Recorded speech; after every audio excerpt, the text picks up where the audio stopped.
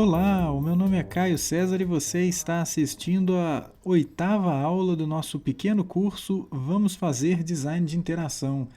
Essa é uma iniciativa do projeto designdeinteração.com.br, o lugar onde você vai encontrar notícias, textos, oportunidades de emprego e uma comunidade bacana a fim de discutir e aprender design de interação. Esse é um material exclusivo para quem é cadastrado e eu recomendo que você repasse esse link para que os seus colegas, os seus amigos e as pessoas que você acha que estão interessadas no assunto possam acessar também.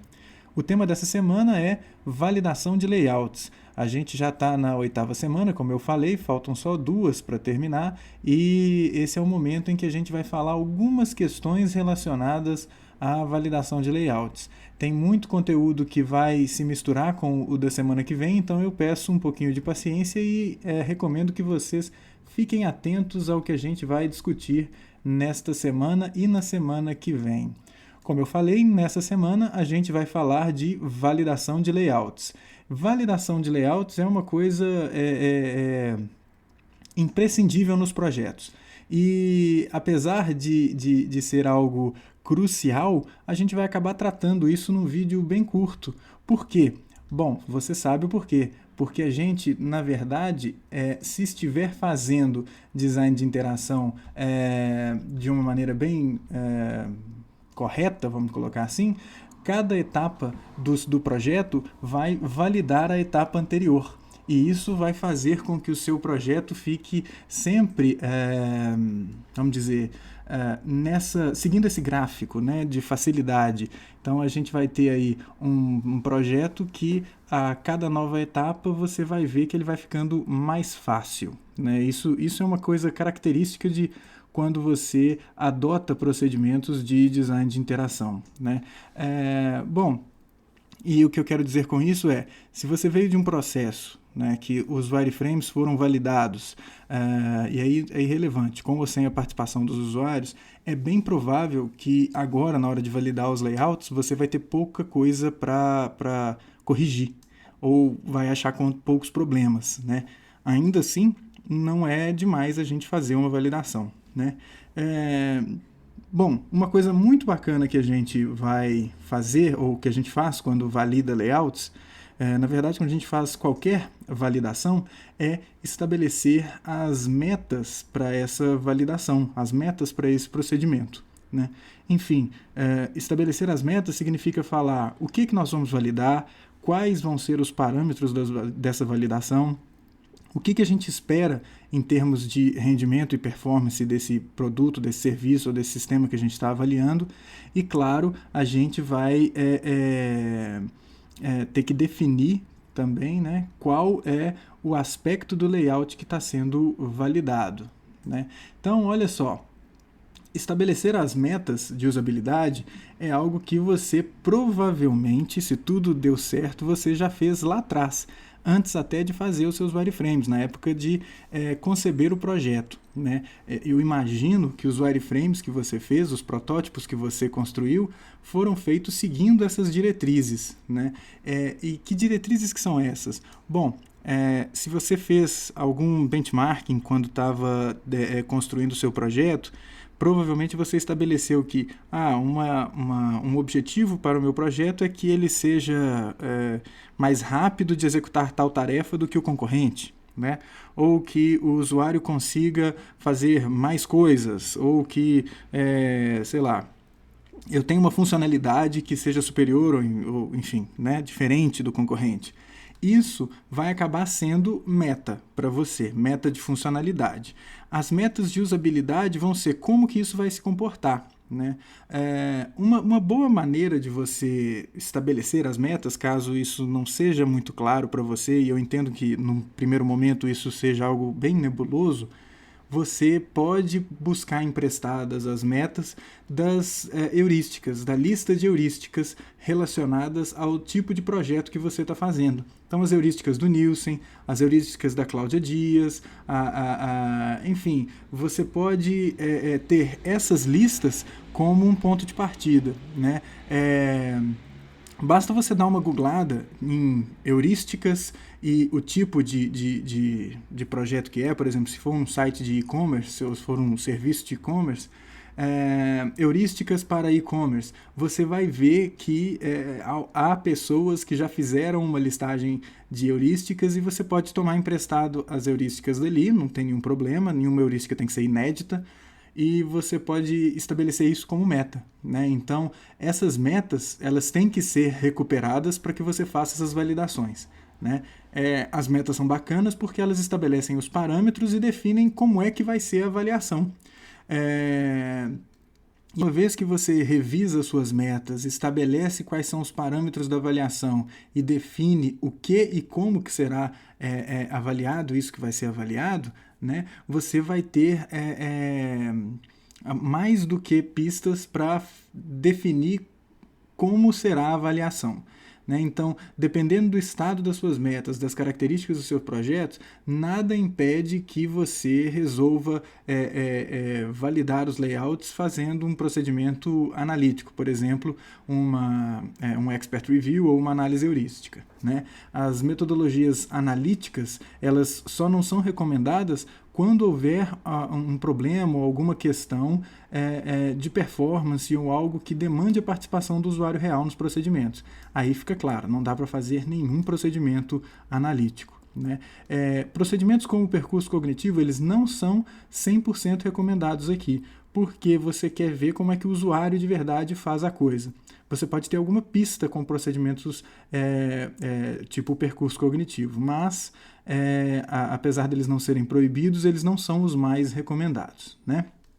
Então, verificando as suas metas de usabilidade, você verifica ou estabelece qual vai ser o caminho a seguir. Né? E é importante ressaltar que é necessário ter a maior quantidade de telas prontas possível para você fazer essa validação, seja por meio de um expert review ou análise heurística, ou por meio de um teste com usuários. Né? Definida a abordagem da sua avaliação, você vai conduzir o procedimento. Vamos supor que você opte, por causa das características do seu projeto, executar um procedimento analítico, uma avaliação heurística ou um expert review. Como eu falei, não há nada proibido em fazer isso, as heurísticas são muito bacanas, vale a pena você consultar as heurísticas originais do Nielsen ou qualquer outra lista que você tenha preparada ou que seja adequada ao seu tipo de projeto, né? Como eu falei, tem muito material disponível na comunidade internacional de design de interação sobre isso. Você pode consultar os repositórios lá da IXDA, né, ou da ACM, né, ixda.org ou acm.org, que são boas bibliotecas de materiais que vão ter muita coisa de procedimentos analíticos. E ali tem listas de heurísticas, como eu falei, para praticamente todo tipo de projeto interativo.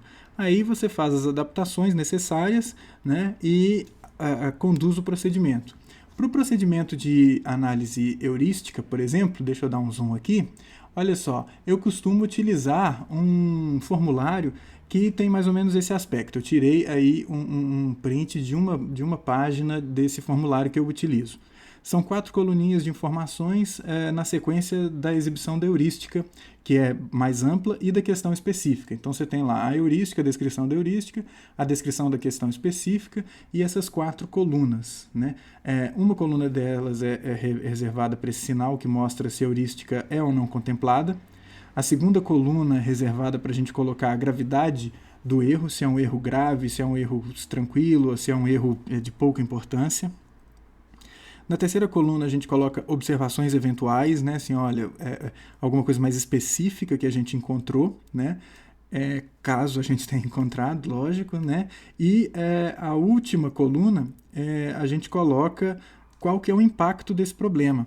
Então, ela é um ótimo complemento da segunda coluna, né? Que você pode dizer se um erro é grave e se o impacto o sistema não funciona por causa disso, ou o usuário não vai conseguir continuar a partir daqui, que isso vai ajudar a definir qual vai ser a ordem das providências que você vai tomar quando você for fazer alguma correção, né? Então essa quarta coluna ela é muito importante, né?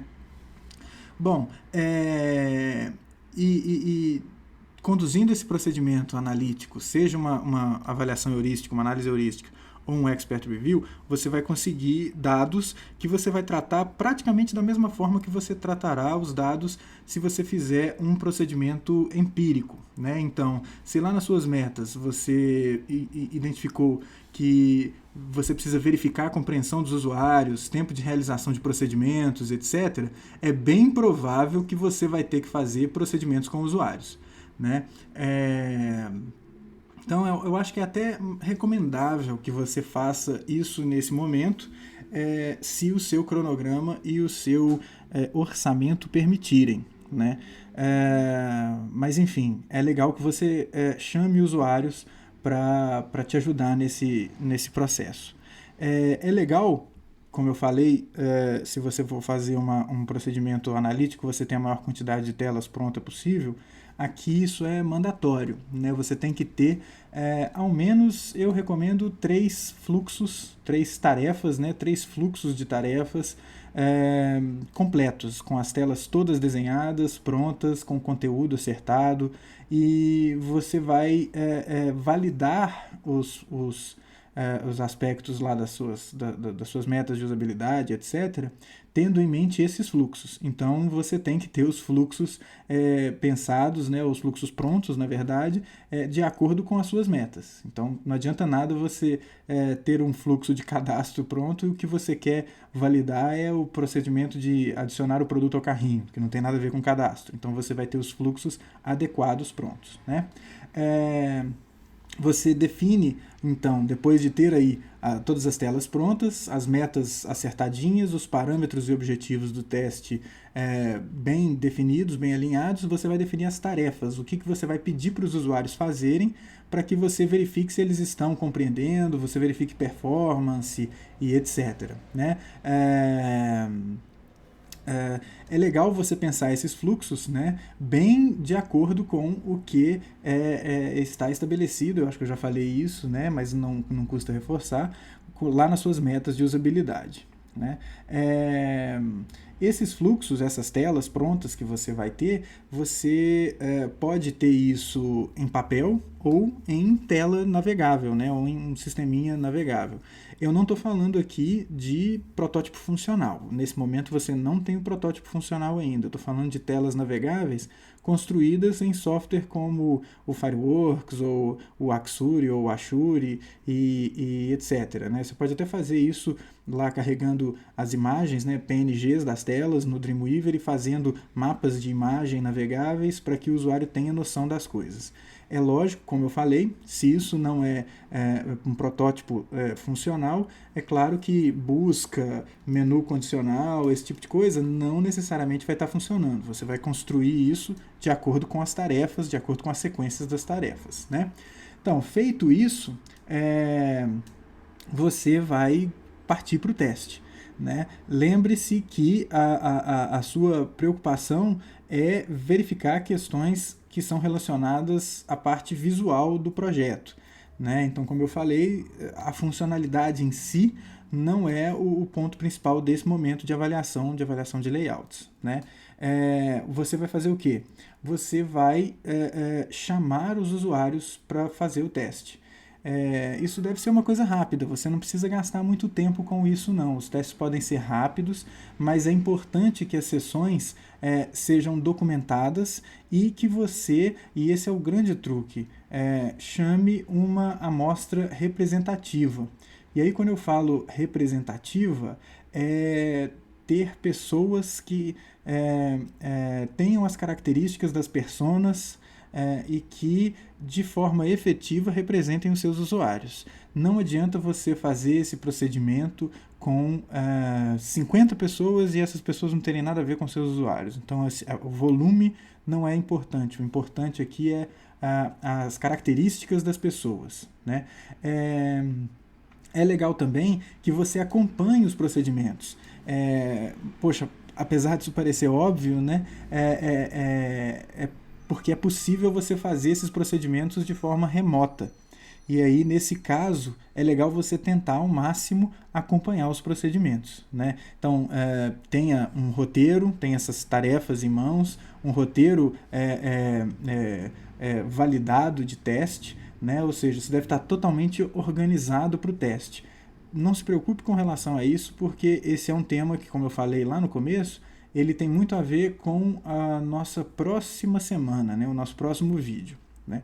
Mas, enfim, tendo os procedimentos em mãos, aí, o roteiro, você vai selecionar os usuários e conduzir o procedimento. Como eu falei, dá para fazer procedimento local ou remoto.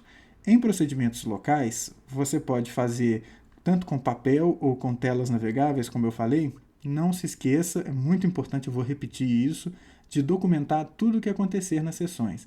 O que o usuário eventualmente fala, como ele reage, que expressão ele fez quando ele viu determinada coisa, se ele entendeu, se ele não entendeu, né? Isso é bem importante para suas conclusões. Caso os procedimentos sejam feitos remotamente, se possível, é legal ter uma segunda trilha de vídeo, porque normalmente, nesse caso, a trilha principal de vídeo, a única trilha de vídeo, é a captura de tela. Procure ter, se possível, uma segunda trilha mostrando os rostos dos usuários. Se isso não for possível, não tem problema, não é o fim do mundo não, mas é bem legal você ter essas informações.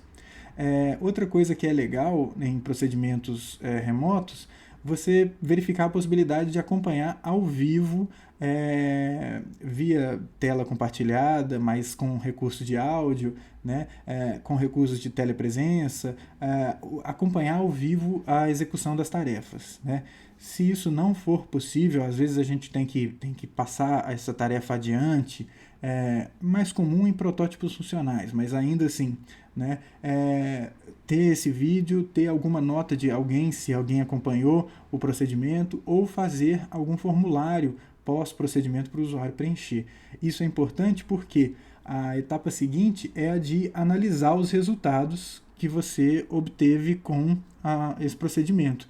E essas reações, essas considerações são muito importantes, né? É esperado que a gente faça uma listagem de coisas que pretende testar e fazer anotações relacionadas a essa listagem. E aí, se a gente faz essas anotações direitinho, as nossas análises e as nossas conclusões vão ser simples. Deixa eu dar mais um exemplo. Vamos supor que a gente quer verificar em quantos passos ou em quanto tempo o usuário vai levar para realizar um procedimento X. E aí, você tendo isso anotado, na hora da execução do teste, você vai falar, usuário 1, características tal, tal, tal, ele demorou tantos minutos ou tantos segundos para fazer aquilo. Isso é material mais do que necessário, importante e suficiente para você tirar suas conclusões se aquele procedimento precisa ser alterado ou não, né? Como eu falei, o segredo é ter uma amostra confiável de usuários e quanto mais fiel essa amostra for às características dos seus usuários, melhor, né? Fazendo isso, você vai ver que analisar os resultados, como eu disse, não vai ser algo muito difícil. O relatório que você elabora, e aí esse relatório é muito bacana para eventualmente você justificar uma decisão visual, justificar uma decisão de processo junto a cliente ou junto a um setor, se você está testando isso no sistema interno. É legal você ter esse relatório que deve ser simples, conciso, direto, né? Eu costumo fazer 2 tipos de relatórios e não recomendo fazer esses 2 tipos de relatórios, não. Eu faço um relatório executivo para a pessoa que vai tomar a decisão ler e ficar por dentro, e um relatório bem mais detalhado para quem vai efetivamente colocar a mão na massa. A minha experiência tem mostrado que essa minha atitude não é a mais legal, não. A mais legal é você fazer um relatório que fique no meio termo, né? Um pouquinho maior que um relatório executivo, ou seja, não vai ser uma coisa de 1 página, mas vai ser algo mais profundo, e também não vai ser uma coisa de 20 páginas por tela, né? Você vai ter uma quantidade mais sucinta, uma quantidade menor, mas mais direta de texto, né? É muito importante você ter isso, porque, como eu disse, para eventual justificativa e etc., você ter ali os motivos claros para embasar alterações. Né? E se você descobrir que algo precisa ser alterado e você tenha recomendações para essas alterações, vale a pena fazer um teste para validar as alterações. Né? Claro, se o cronograma e o orçamento permitirem isso. Né? Então, é algo que no frigir dos ovos é bem rápido. Você põe o usuário para executar determinadas tarefas, verifica como é que a coisa acontece e já tem as alterações, as ideias de alterações na sua cabeça. A não ser que algo esteja muito errado, e isso é mais difícil acontecer, porque, como eu falei, provavelmente numa etapa anterior você já verificou se havia algum erro muito esdrúxulo, né?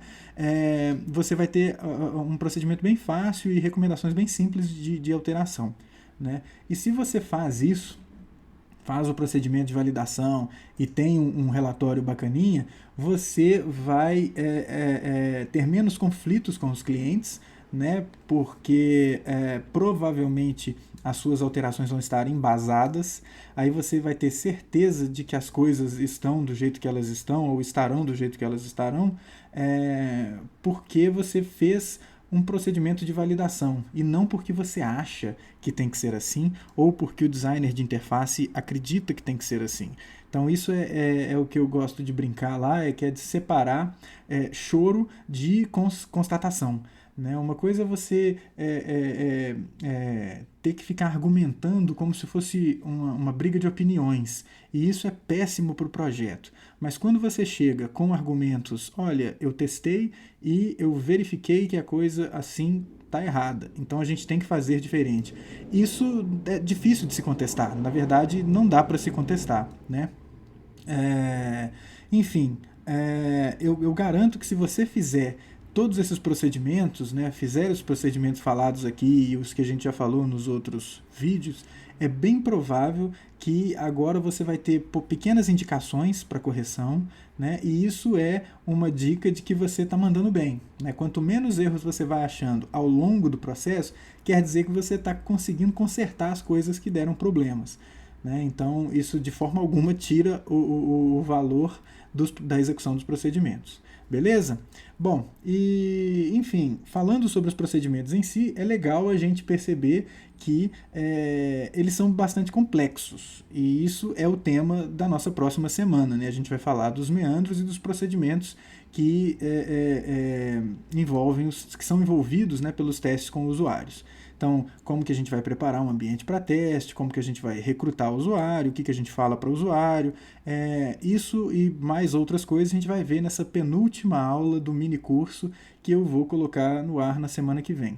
Por hora, fiquem aí com as fontes das informações utilizadas neste texto, né? Então, aí, muito importante para esses procedimentos é consultar os livros do Jeffrey Rubin, do Steve Krug, que vão te ajudar bastante na hora de fazer essas pequenas validações. Uma coisa extra que me veio à cabeça agora é dar uma olhada no material que o Jared Spool, lá do User Interface Engineering, coloca, que ele sempre defende a realização de procedimentos com usuários para validação de layouts. Né? Então, vale a pena dar uma olhada nisso aí também. Beleza? Então, bem isso, e espero que vocês tenham gostado. Esse foi o nosso 8º vídeo e a gente se vê na semana que vem. Um forte abraço e até lá!